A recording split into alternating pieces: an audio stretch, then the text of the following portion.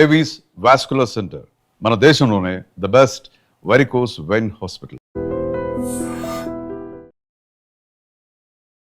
So varicose veins 1 in 3 అండి, ముగ్గురులో ఒకరికి వారికోస్ వెయిన్స్ కంపల్సరీగా ఉంటుంది. ఇది చాలా ఫ్రీక్వెంట్ ప్రాబ్లం అనమాట. ఆల్మోస్ట్ 25 to 30% పీపుల్లో ఈ వారికోస్ వెయిన్స్ ఎక్కువగా ఉంటుంది. అంటే ఎలా గుర్తించగలరు సార్ ఈ దీన్ని? చాలా మందికి ఒక్క వెయిన్ కనబడితేనే వారికోస్ వెయిన్స్ అనుకుంటారు, అలా కాదండి. కనబడకుండా కూడా లోపల నరాలు ఉబ్బటము సమస్య క్రియేట్ అవ్వడం చాలా కామన్ గా చూస్తుంటాం. వెరికోస్ వెయిన్స్ లో ఎన్ని స్టేజెస్ ఉంటాయి సార్? ఫస్ట్ స్టేజ్ లో చిన్న చిన్న వెయిన్స్ కనబడతాయి. సెకండ్ స్టేజ్ లో అంటే కొంచెం మరి కాస్త పెద్ద వెయిన్స్ కనబడతాయి. దీనివల్ల ఏమైనా హార్ట్ కానీ దానికి ఏమైనా ఇబ్బందులు ఏమైనా ఉంటాయా? ఎలాంటి ట్రీట్మెంట్స్ ఇస్తారు సార్ నార్మల్గా మీ దగ్గర స్పెషల్? ఎర్లీ వారికోస్ వెయిన్స్ లో ఏంటంటే చిన్న ప్రాబ్లం కనుక్కుంటే చిన్న సూది పెట్టి మనం కాస్మెటిక్ గా ట్రీట్మెంట్ చేయొచ్చు. దాన్ని ఎక్కడ కట్ చేయడం కుట్లేయడం ఉండదు. అదే బాగా అడ్వాన్స్డ్ వెరికోస్ వెయిన్స్ వచ్చి కాళ్ళు పుండు పడింది అనుకోండి,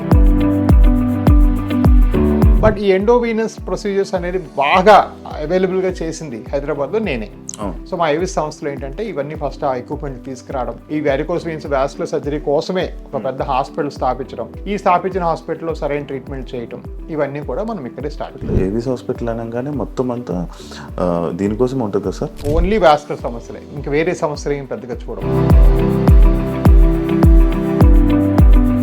హాయ్ హలో నమస్తే, నేను మీ anchor Shiva. Welcome to iDream media. ఈరోజు మన ముందున్న guest India's #1 best varicose veins doctor, Avis hospital MD Raja V Koppala గారు ఈరోజు మనతో ఉన్నారు. ఆయనతో మాట్లాడి ఈ వెరికోస్ వెయిన్స్ అనే దీని గురించి మనకు తెలియని విషయాలు అని తెలుసుకునే ప్రయత్నం అయితే ఆయనతో మాట్లాడే ప్రయత్నిద్దాం. హాయ్ సార్, ఎలా ఉన్నారు సార్? హలో అండి, బాగున్నారా? బాగున్నాను సార్. సార్ యాక్చువల్లీ ఈ వెరికోస్ వెయిన్స్ అనేది అవుట్ ఆఫ్ 5 మెంబర్స్లో 3 మెంబర్స్కి ఖచ్చితంగా ఈ డిసీజ్ అనేది ఉన్నదని అంటున్నారు. అది ఎంతవరకు వాస్తవం sir? So varicose veins 1 in 3 అండి, ముగ్గురులో ఒకరికి వారికోస్ వెయిన్స్ కంపల్సరీగా ఉంటుంది. ఇది చాలా ఫ్రీక్వెంట్ ప్రాబ్లం అనమాట. ఆల్మోస్ట్ 25 to 30% పీపుల్లో ఈ వారికోస్ వెయిన్స్ ఎక్కువగా ఉంటుంది. సో ఈ వారికోస్ వెయిన్స్ అంటే ఏంటంటే కాళ్ళలో ఏ కారణంగా రక్తస్రావం సరిగా లేక, బ్లడ్ కాళ్ళ నుంచి మళ్ళీ హార్ట్కి వెళ్ళలేక కాళ్ళు అలా ఉండిపోయి జామ్ అయిపోతే దాన్ని వారికోస్ వెయిన్స్ అంటాం. ఇది చాలా కామన్ ప్రాబ్లం. ఈ ప్రాబ్లంలో ఏంటంటే బ్లడ్ సరిగ్గా సర్క్యులేట్ అవ్వకపోవడం వల్ల కాళ్ళు నొప్పులు లేదా వేరే సమస్యలకు దారితీస్తాయి. బట్ ఇక్కడ మోస్ట్ ఇంపార్టెంట్ థింగ్ ఏంటంటే ఇది యాక్చువల్గా మనం చూసామంటే 300 BCలో కూడా రోమన్ స్టాచ్యూస్లో ఈ వెయిన్స్ ఉబ్బిన సిరలు చెక్కి ఉన్నాయి. యాక్చువల్గా ఆ స్టాచ్యూలో కూడా చెక్కి ఉన్నాయి అనమాట ఉబ్బిన సిరలు. సో చాలా ఫ్రీక్వెంట్గా మనం ఎప్పటి నుంచో చూస్తున్నాం వీటిని. కాకపోతే ఈ మధ్యన కొంచెం బాగా ప్రాముఖ్యత ఎందుకు వచ్చిందంటే మాలాంటి పెద్ద సంస్థలు, వారికోస్ వెయిన్స్ మీద స్పెషలిస్ట్ సంస్థలు ఏంటంటే ఈ ప్రాబ్లం మీద అవేర్నెస్ పెంచడం వల్ల ఇవన్నిటికీ అందరికీ తెలుసు ఎక్కువగా పెరిగింది అనమాట. బాగా అవేర్నెస్ పెరిగింది ఈ మధ్యకాలంలో. అవును సార్. సార్ ఈ వారికోస్ వెయిన్స్ అనే కానీ ఎలా గుర్తించగలం సార్? అంటే నార్మల్గా నిల్చున్నప్పుడు ఫుల్గా పెయిన్స్ రావడం అంటే ఇలాంటివా? అంటే ఎలా గుర్తించగలరు సార్ ఈ పెయిన్ దీన్ని? రైట్. సో వారికోస్ వెయిన్స్ అంటే ఫస్ట్ ఆఫ్ ఆల్ కొంతమందికి పెయిన్స్ కనబడతాయి. చాలా మందికి ఏంటంటే 100లో 35 నుంచి 40 మందికి వెయిన్స్ ఉబ్బినట్టు చిన్న చిన్న చారల్లాగా లేదా పెద్ద చారల్లాగా ఉబ్బిన సిరల్లాగా రౌండ్ రౌండ్ బాల్స్ లాగా కొంచెం కణుతుల్లాగా లేకపోతే అట్లా కనిపిస్తూ ఉంటాయి అన్నమాట. చూడటానికి చాలా ఈజీగా ఉంటుంది. అట్లా కనపరిచిన వాళ్ళలో కూడా కాళ్ళలో ఏంటంటే కొంచెం డిస్కంఫర్టు, కాళ్ళు నొప్పులు వేయటము, కాళ్ళు సాయంకాలం అయితే పీకటము, కాళ్ళు వాచటము, కాళ్ళు అధికంగా దురదలు పెట్టడము, చిన్న దెబ్బ తగిలితే మానకపోవడము, ఇవన్నీ కూడా వారికోస్ వెయిన్స్ లక్షణాలే. నాన్ హీలింగ్ ఆఫ్ అల్సర్స్, కాళ్ళు పుళ్ళు పట్టడం, పుళ్ళు తగ్గకపోవటం, తరచూ కాళ్ళు ఇన్ఫెక్షన్స్ అంటే సెల్యులైటిస్ అంటాం, తరచూ కాళ్ళు ఇన్ఫెక్షన్స్ రావటం, ఇవన్నీ కూడా వారికోస్ వెయిన్స్ లక్షణాలే. సో ఇది చాలా కామన్ ప్రాబ్లం.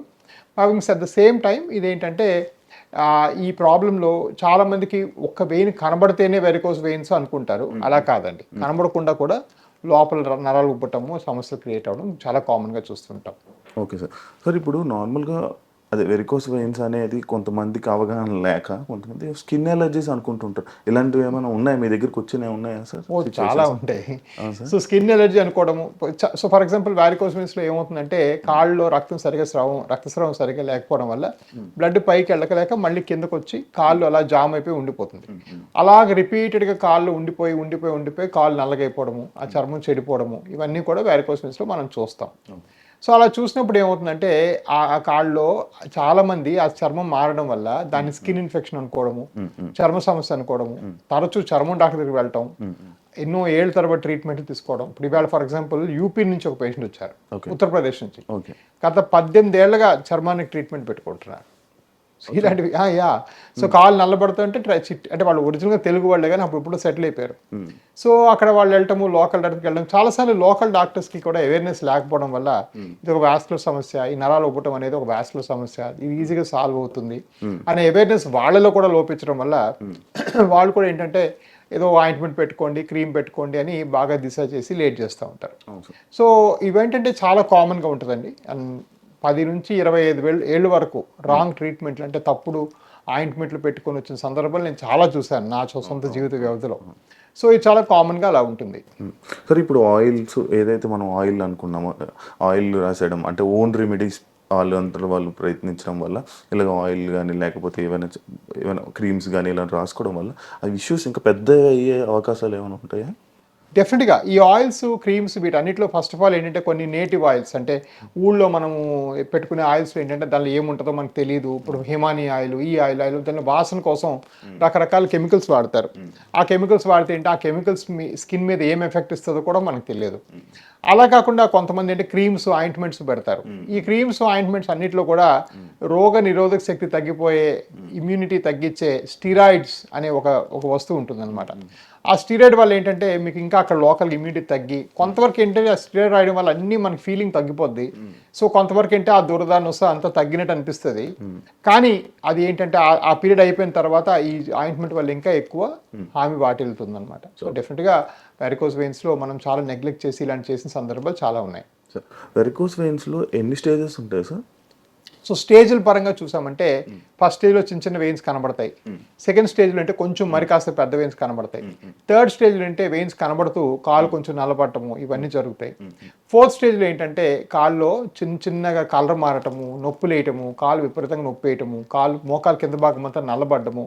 ఈ స్టేజ్లోనే చాలా మంది మీరు నాకు అనుకున్నట్టుగా చర్మ సమస్య అనుకుని చర్మం డాక్టర్ కలుస్తారు. ఓకే.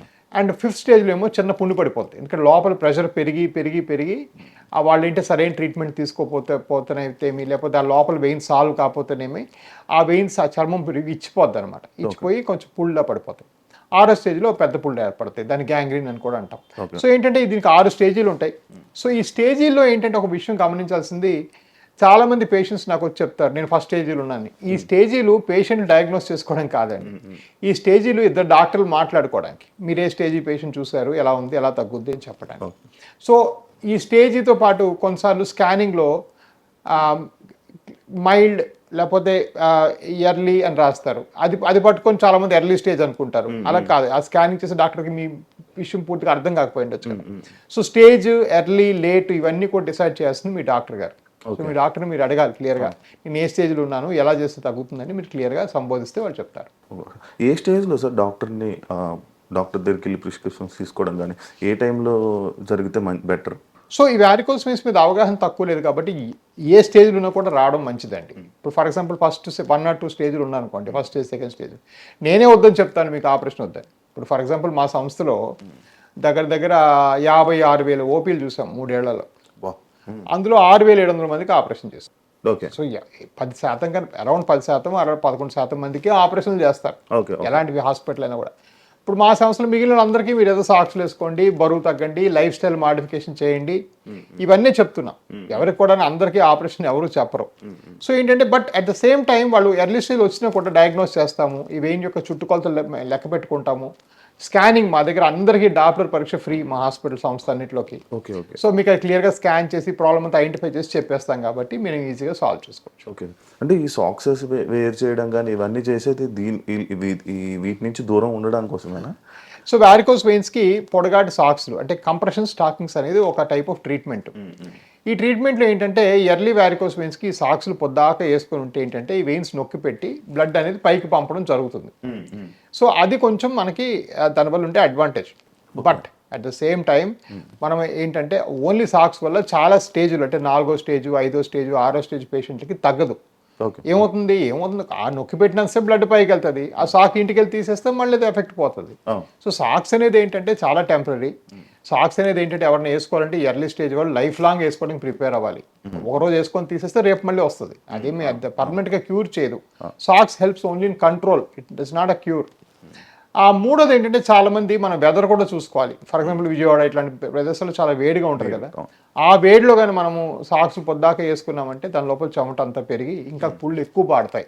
మనం ఊరకొట్టిన సాక్స్లు వేసుకోకూడదు లేట్ స్టేజ్లో. And last but not the least అంటే సాక్స్లు మీ సైజ్కి సరిపోయినట్టుగా కొలతలు తీసుకొని మీ సైజ్ ప్రకారం ఇవ్వాలి. ఇంకొకటి వేసేసుకోకూడదు. సో ఇవన్నీ కూడా జాగ్రత్తలు పట్టించుకుంటే బాగానే ఉంటుంది. దీనివల్ల ఏమైనా హార్ట్ కానీ దానికి ఏమైనా ఇబ్బందులు ఏమైనా ఉంటాయా?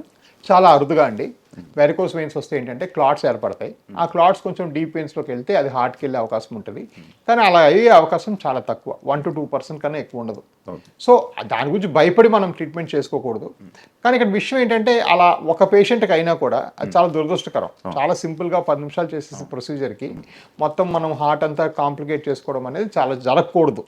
అలా జరుగుతుందని నేను అన్ను అందరికీను, బట్ అరుదుగా జరగచ్చు, రేర్గా జరగచ్చు. సో అలా జరిగిన సందర్భాలు 5-6 నేను చూశాను, బట్ చాలా తక్కువ.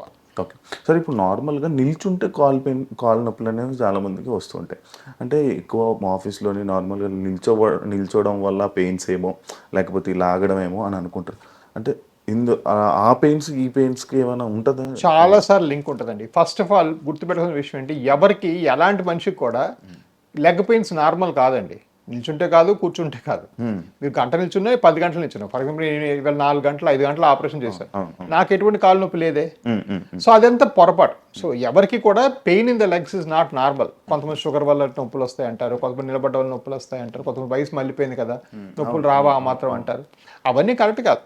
సో వాళ్ళకి వెరికోస్ ఉండొచ్చు, ఉండకపోవచ్చు. చాలా సార్లు వెరికోస్ ఉంటుంది. నిల్చుంటే పెయిన్, కాలు ఒక 2 గంటలు నిల్చుంటే బాగా కాలు నొప్పులు వస్తున్నాయంటే లాగేస్తున్నాయంటే యూజువల్గా వెరికోస్ వెయిన్స్ వల్ల అలా జరుగుతుంది.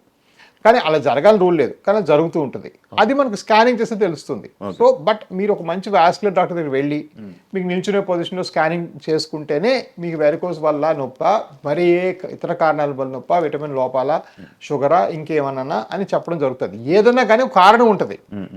నిల్చుంటే కాలు నొప్పి నార్మల్ కాదు, అది మాత్రం గుర్తుపెట్టుకోవాలి. ఈ వెరికోస్ వెయిన్స్ అనేది దేనికి లింక్ అయి ఉంటుంది సార్ నార్మల్గా? సో వెరికోస్ వెయిన్స్ అనేది మనకు అనుకున్నట్టుగా చర్మ సమస్యలకు లింక్ అయి ఉంటుంది. ఆల్మోస్ట్ ఆల్ వెరికోస్ పేషెంట్స్కి చర్మం చెడిపోతుంది. చాలా మంది వెరికోస్ వెయిన్స్కి బ్లడ్ క్లాట్ అయ్యి సర్క్యులేటరీ సంస్థ అంటే సంచలన సంస్థ అది కూడా ఫెయిల్ అయ్యే అవకాశం ఉంటుంది. చాలా మంది వెరికోస్ వెయిన్స్ పేషెంట్స్కి తరచూ ఇన్ఫెక్షన్స్ వచ్చి సెల్యులైటిస్ వచ్చి రేర్గా సెప్టిక్ అయ్యే అవకాశం ఉంటుంది. ఎందుకంటే అక్కడ రక్త ప్రసరణ సరిగా లేకపోవడం వల్ల తరచూ ఇన్ఫెక్షన్స్, బాగా ఎక్కువ ఇన్ఫెక్షన్స్ వచ్చే అవకాశం ఉంటుంది. ఇవన్నీ కూడా వెరికోస్ వెయిన్స్కి బాగా లింక్ ఉండే సంస్థలు అన్నమాట, ఏరియాస్ లింక్ ఉంటుంది. హోమ్ రెమెడీస్ అవన్నీ అంటారు సార్, అవన్నీ ఉంటాయా అసలు? సో హోమ్ రెమెడీస్ ఇవన్నీ తప్పండి, యాక్చువల్ చేయకూడదు. చాలాసార్లు ఏంటంటే మనము వెల్నెస్కి ఇల్నెస్కి కన్ఫ్యూజ్ అయిపోతాం. వెల్నెస్ వరకు హోమ్ రెమెడీస్ కరెక్ట్ అండి. వేడి నీళ్ళు తాగండి, పసుపు మంచిగా తినండి, లేకపోతే కూరగాయలు తినండి, ఇవన్నీ యోగా చేయండి. ఇవన్నీ అంటే వెల్నెస్ అంటే మన ఓవరాల్ పౌష్టిక ఆహారం, ఓవరాల్ మనం మనిషి హెల్తీగా ఉండడానికి వెల్నెస్ కోసం వాడతాం. కానీ మీకు అదే షుగర్ వచ్చింది అనుకోండి, ఇన్ని పళ్ళు తినండి అనేది కరెక్ట్ కాదు. అది ఇల్నెస్. షుగర్ అనేది ఒక వ్యాధి, దానికి మందు ఉంటుంది. అదేవిధంగా వెరికోస్ అంటే దానికి ఒక ప్రాబ్లం, దానికి సొల్యూషన్ ఉంటుంది. అంతేగాని దానికి మనం ఇంటి వాడి చిట్కాలకి మనం కలపకూడదు. కొన్ని ఇంటి చిట్కాలు కరెక్టే, ఎప్పుడో కొన్ని తరాలుగా మనం ఫాలో అవుతున్నాం, వేడి నీళ్ళు తాగటం లేదంటే ఇవన్నీ. బట్ అది జబ్బులకి ట్రీట్మెంట్గా వాడడం అనేది పొరపాటు.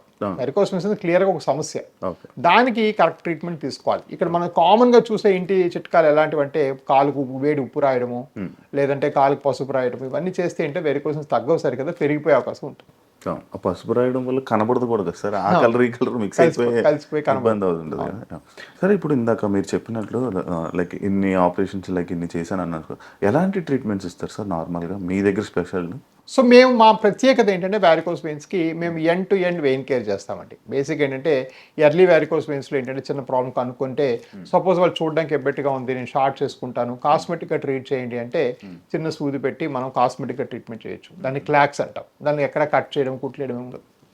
అదే బాగా అడ్వాన్స్డ్ వెరికోస్ వెయిన్స్ వచ్చి కాళ్ళు పుండు పడింది అనుకోండి, దానికి వెరికోస్ వెయిన్స్ చేసి ఆ పుండును కూడా పూర్తిగా తగ్గించి వూండ్ కేర్ విభాగం ఉంటుంది, వాళ్ళ తద్వారా మనం తగ్గిస్తాం. ఈ మధ్యలో ఏంటంటే మనం మెయిన్గా చేయగలిగేది ఏంటంటే ఈ రక్తనాళాల సమస్యలు ఉన్నప్పుడు దానికి బయట నుంచి కట్ చేసి తీస్తే అది వాస్కులర్ సర్జరీ కదా. మేము ఇంటర్వెన్షనల్ ఏరియాస్ బాగా అద్భుతంగా చేయగల కెపాసిటీ అంటే ఎక్కడా కట్ చేయాల్సిన అవసరం లేకుండా లోపల నుంచి ఎండోవీనస్ పద్ధతిగా ఈ వెయిన్స్ అనేవి మనం సాల్వ్ చేసేస్తాం. ఈ సమస్యలన్నీ సాల్వ్ అయిపోతాయి.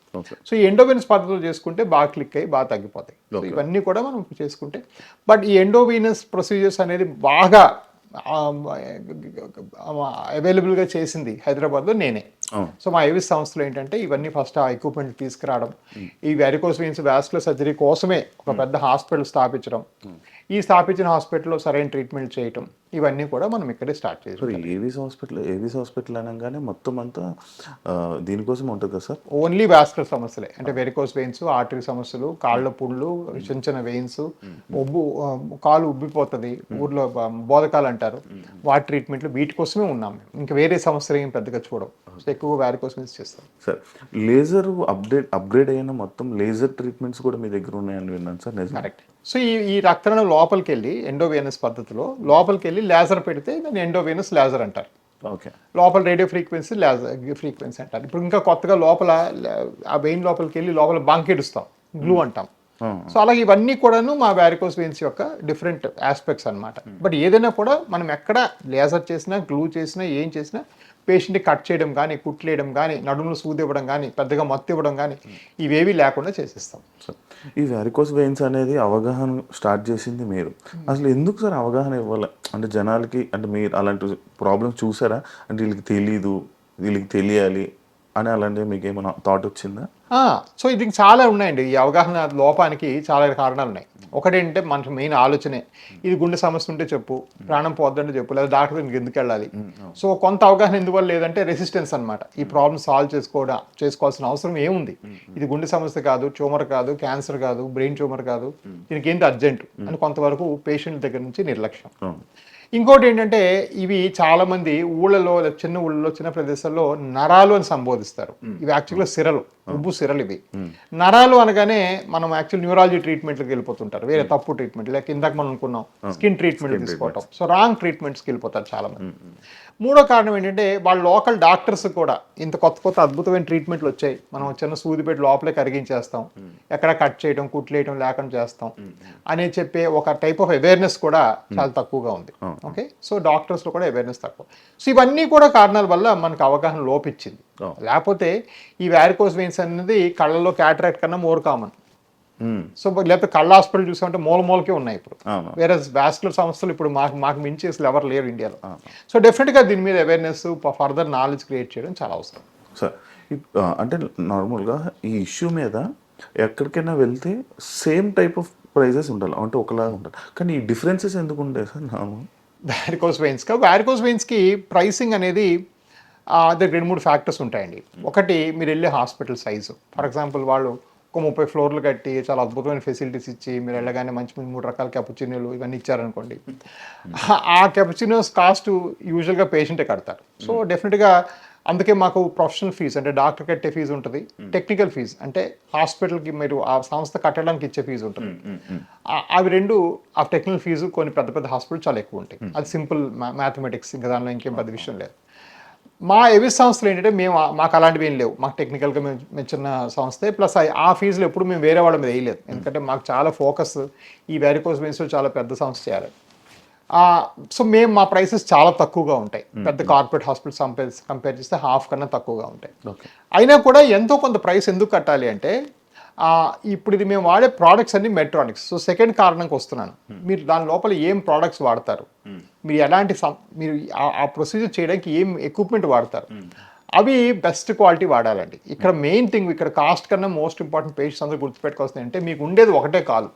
ఆ కాలుకి చేసే ప్రతి ఎక్విప్మెంట్, వాడే ప్రతి ఎక్విప్మెంట్, చేసే ప్రతి డాక్టరు వాళ్ళకి అంత అవగాహన పరంగా సరిగ్గా చేసుకుంటేనే బాగవుతుంది. ఇదేదో మనం ఒక తిన్న వస్తువు కొనుక్కోవటం కాదు. ఇప్పుడు ఏదో బర్గర్ కొనుక్కుంటాం, నచ్చకపోతే పడేస్తాం, రైట్? ఒక బయట తింటాం, మీ కాల్ తీసి మీరు పడేయలేరు. సో డెఫినెట్గా ఇక్కడ ఏంటి, ఆ అవేర్నెస్ అది ఉండడం చాలా అవసరం. సో నేను ఫర్ ఎగ్జాంపుల్ మెట్రానిక్ అనే ప్రోడక్ట్ మాత్రమే వాడతాను. ఇది అమెరికాలోనే మాత్రమే తయారవుతుంది. నాకు రోజుకి కనీసం 5 చైనీస్ మ్యానుఫ్యాక్చరర్స్ వచ్చి కలుస్తారు. సార్ మీరు ఇంత పెద్ద సంస్థ కదా సార్, మేము ఇస్తాం, కొంతమంది ఫ్రీగా పెట్టి వెళ్ళిపోతాం ఈ ఎక్విప్మెంట్లు అంటారు. నాకు వద్దురానైనా, నువ్వేం ఫ్రీగా పెట్టమాక, నాకేం వద్దు, నేను నా లైఫ్ బతుకుతానని చెప్పేసి నేను ఓన్గా చేసుకుంటాను. సో అదేంటంటే ఆ అమెరికన్ ప్రోడక్ట్స్ వాడటం వల్ల మా కాస్ట్ కొంత ఉంటాయి, మాకనే తక్కువ వాళ్ళు ఉంటారు. బట్ మెట్రానిక్ వాడుతూ మీకు ఇట్లాంటి క్వాలిటీ అనేది మా సంస్థ తప్ప ఇంకెక్కడ కుదరదు. ఎందుకంటే Medtronic products not cheap. At the same time Chinese products వస్తాయి, బట్ ఆ చైనీస్ ప్రొడక్ట్ ఎలా ఫైర్ అవుతుందో తెలియదు, అవి ఎలా ఉంటాయో తెలియదు. సో అందుకని కొంచెం నేను దూరంగా ఉంటాను. సో డెఫినెట్గా కాస్ట్ అనే దానికి ఒకటి సంస్థ సైజు, రెండు ఆ సంస్థలో అంటే ఈ సర్జరీస్ వాడే లోపల ముడి సరుకులు ఏంటి, ఇవి రెండు కూడా చాలా క్రిటికల్ రోల్ ప్లే చేస్తాయి. అందుకని నేను పేషెంట్స్కి ఎప్పుడు చెప్తాను, మీరు కాస్ట్ బెనిఫిట్ ఒక్కటే చూడమాకండి, ఎఫర్ట్ బెనిఫిట్ కూడా చూడండి. సపోజ్ మీరు ఆపరేషన్ చేసుకొని ఫెయిల్ అయింది అనుకోండి చైనీస్ ప్రోడక్ట్తో, మీరు ఫర్ ఎగ్జాంపుల్ ఖమ్మంలో ఉంటారనుకోండి, ప్రతిసారి ట్యాక్సీ వేసుకొని వారానికి ఒకసారి 5 కలిసి ఆ ట్యాక్సీ బుక్ చేసుకొని ఇక్కడికి వచ్చి ఆ డాక్టర్ కోసం 4 గంటలు వెయిట్ చేసి, దీనికి కూడా ఖర్చు అవుతుంది బై ద వే. ఈ ఆపరేషన్ ఫెయిల్ అయితే మీరు ఆ డాక్టర్ చుట్టూ తిరగడానికి కూడా బోల్డ్ ఖర్చులు అవుతాయి. సో దాన్ని ఎఫర్ట్ బెనిఫిట్ అంటాం. లేకపోతే మీకోసం మీ కొడుకు ఎవరో సాఫ్ట్వేర్ ఇంజనీర్ బెంగళూరులో ఉద్యోగం మానేసి వాళ్ళ లాస్ ఆఫ్ పే లీవ్ పెట్టి 10 రోజులు మీ వెనక తిరిగాడు అనుకోండి, అది కూడా డబ్బులు పోయినట్టే. సో ఇవన్నీ కూడాను డబ్బులు లెక్కే. డబ్బులు అంటే ఒక్క మీరు హాస్పిటల్ కట్టే అమౌంట్ కాదు. సో అందుకే హాస్పిటల్లో డాక్టర్స్ మనం జడ్జ్ చేసినప్పుడు, హాస్పిటల్ జడ్జ్ చేసినప్పుడు హస్తవాస అంటారు, సక్సెస్ రేట్స్ అంటారు, వాళ్ళకు ఉన్న పరపతి అంటారు. ఇవన్నీ కూడా మీరు చెక్ చేసుకొని మీ ఇంటి దగ్గర ఇలాంటి ఈ హాస్పిటల్ ఇప్పుడు మా ఐవిస్కి వచ్చారనుకోండి, మీరు ఉభయ రాష్ట్రాల్లో ఏ పల్లెటూరు నుంచి మీరు నాకు ఫోన్ చేసినా మీ పల్లెటూరులో 3 బాగైన నంబర్ నేను ఇస్తాను, మీరు ఎక్కడి నుంచి చేసినా. సో అక్కడ మీరు మీ వాళ్ళు కనుక్కోండి, తగ్గిందా లేదా, ఇక్కడికి వెళ్తే ఏమైందని కనుక్కొని రండి. అట్ ద సేమ్ టైం అది అలాంటి వర్కప్ చేసుకోకుండా మనం దాన్ని హాఫ్ ఆఫ్ చేస్తే మాత్రం రివర్స్ అయితే కొంచెం బాగా సఫర్ అవుతారు. విలేజెస్లో ఎక్కువ కదా సార్ ఈ ఇష్యూ? అన్ని దగ్గరలో ఎక్కువ అండి, విలేజెస్లో కూడా అవేర్నెస్ ఎక్కువ బాగా. సార్ ఎందుకు హాస్పిటల్స్ గురించి మాట్లాడితే నాకు ఒక థాట్ ఇది వచ్చింది, అంటే ఎక్కువ ఎక్కడైతే డబ్బులు ఉంటాయో అంటే ప్రైజెస్ ఉంటాయో అక్కడికి ఎందుకు వెళ్తారు నార్మల్? కొన్నిసార్లు దిస్ పర్సెప్షన్ ఆఫ్ క్వాలిటీ అండి, క్వాలిటీ అయితేనేమి మార్కెటింగ్ అయితేనేమి. అగైన్ నేను చెప్పేది ఏంటంటే మన రాజ్యాంగం ప్రకారం ఏంటి, ఎవరికైనా ఒక హెల్త్ ఇస్ అ రైట్, అంటే ఆరోగ్యం ఒక హక్కు. ఆరోగ్యం హక్కు అంటే ఏంటి, దానికి అర్థం ఏంటి, మీరు ఎలాగైతే మనం మాట్లాడడానికి హక్కు ఉందో అలాగే మీ కాళ్ళు నొప్పి ఉంటే బాగు చేసుకోవడానికి మీకు హక్కు ఫ్రీగా, రైట్? ఆ హక్కుని ఎవరు ఎవరు నిర్వర్తించాలంటే first of all government hospitals, right? మనకు అన్ని ఒరిజినల్గా అది ఫ్రీ, మనం ఎప్పుడైనా వెళ్ళిపోయి ఎప్పుడైనా ట్రీట్మెంట్ తీసుకోవచ్చు. అదృష్టవశాత్తు దురదృష్టవశాత్తు అక్కడ రష్ పెరగడం అయితేనేమి, అక్కడ నంబర్స్ ఎక్కువైతేనేమి, లేదంటే అంత ఫెసిలిటీస్ లేకపోతేనేమి మనము ప్రైవేట్ హాస్పిటల్ పెట్టడం జరిగింది. సో ఒరిజినల్గా ఇప్పటికి కూడా లాలో ఏముంది, ఎవడో డబ్బు ఉన్నోడు పలానా ప్రైవేట్ హాస్పిటల్కి వెళ్ళి చేయించుకుంటాడు, వాడికి లైన్లో నిలబడడం ఇష్టం లేనివాడు చేయించుకుంటాడు, లైన్లో నిలబడి ఇష్టం ఉన్నవాడు గవర్నమెంట్ హాస్పిటల్ చేసుకుంటాడు. అన్ని ఫెసిలిటీస్ అన్ని సర్జరీలు గవర్నమెంట్ హాస్పిటల్ ఇప్పటికీ ఫ్రీగా ఉన్నాయి. ఇవి కాకుండా ఆరోగ్యశ్రీ గవర్నమెంట్ రకరకాల స్కీములు ఉన్నాయి, రైట్? సో డెఫినెట్గా సో మీకు ఫ్రీగా కూడా చేసుకోవచ్చు. కొంతమంది ఏంటంటే పేషెంట్స్ లేదండి మాకు అది ఇష్టం లేదు, మేము వచ్చి పలానా చేసి ఈ పలానా హాస్పిటల్లో వాళ్ళకుండే కాస్ట్ స్ట్రక్చరు, ఇప్పుడు జూబ్లీస్లో రెంటు మీకు మూసాపేటలో రెంట్ కన్నా తేడాగా ఉంటుంది. ఇదే హాస్పిటల్ నేను మూసాపేటలో పెట్టి హాఫ్ రెంట్ కట్టాలి కదా. సో ఈ రెంట్ మరి ఎక్కడి నుంచో రావాలి కదా. సో కొంతవరకు ఎకనామిక్స్ కూడా ప్లే అవుతాయి, కొంతవరకు ఆ ఎకనామిక్స్లో పలానా ప్రొసీజర్ పలానా రేటుకే చేయాలని పెద్దగా ఏం రూల్స్ లేవు. అండ్ అలా ఇష్టం లేని వాళ్ళు బాజప్తుగా హ్యాపీగా మన గాంధీ హాస్పిటల్, ఉస్మానియా హాస్పిటల్, నిమ్స్, బోల్డ్ హాస్పిటల్ గవర్నమెంట్ క్రియేట్ చేసింది, టిమ్స్ అనేసి. సో ఇవి ఎక్కడి నుంచి కూడా చేసుకొని పూర్తిగా తగ్గించుకోవచ్చు. ఓకే సార్, ప్రెగ్నెంట్ ఉమెన్స్కి ఇది ఎక్కువ వస్తాయని విన్నాను. డెఫినెట్గా ప్రెగ్నెన్సీలో గర్భం దాల్చిన తర్వాత ఆల్మోస్ట్ 35 to 40% పేషెంట్స్కి వ్యారికోస్ వెయిన్స్ వచ్చే అవకాశం ఉంటుంది.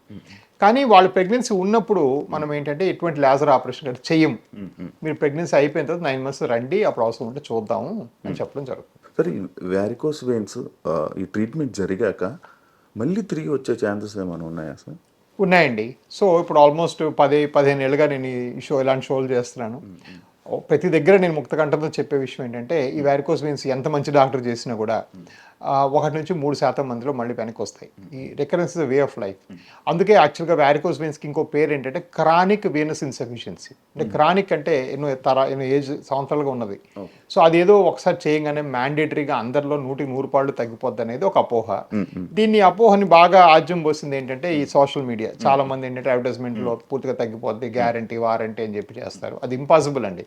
గ్యారంటీ ఇచ్చి వ్యారికోస్ వెయిన్స్ అనేది ఎవరు చేయలేరు. అదే కాదు 90% జబ్బుల్లో మీరు అది చేయలేరు ఆ విషయం.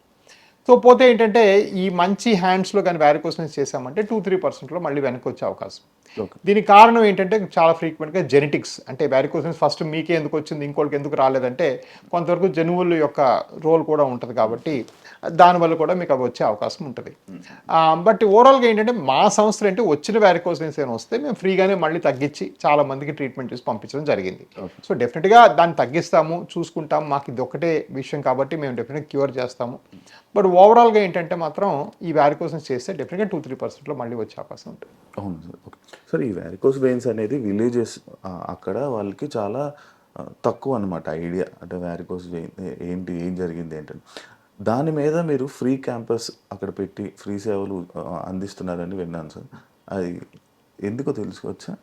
అదేనండి, బేసిక్గా అవేర్నెస్ చాలా తక్కువ. నేను చెప్పినట్టుగా ఈ ఫ్రీ సిటీలు విలేజెస్ అన్నింటిలో అవేర్నెస్ తక్కువ. బట్ కనీసం సిటీస్లో ఏంటంటే బాగా నెట్ ఎక్కువ చదవడం వల్ల, మన సోషల్ మీడియా ప్రెసెన్స్ చూసుకోవడం వల్ల వాళ్ళకి అవేర్నెస్ పెరుగుతుంది.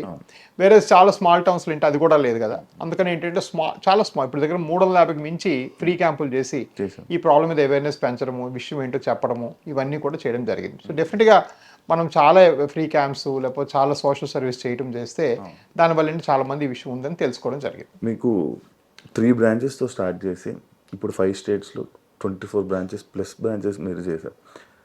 దానికి మీ లైక్ మీ మోటివ్ కానీ మీరు ఏంటి సార్, మీ ఫ్యూచర్ ప్లాన్స్ ఏంటి సార్ యాక్చువల్లీ? సో నేను 2015 వెనక్కి వచ్చినప్పుడు అసలు వాస్కులర్ సంస్థ అనేది ప్రైవేట్ రంగంలో లేదు. ఓకే, వాస్కులర్ ట్రీట్మెంట్ చేసే హాస్పిటల్ అంటూ ప్రైవేట్ రంగంలో భారతదేశంలో లేదు.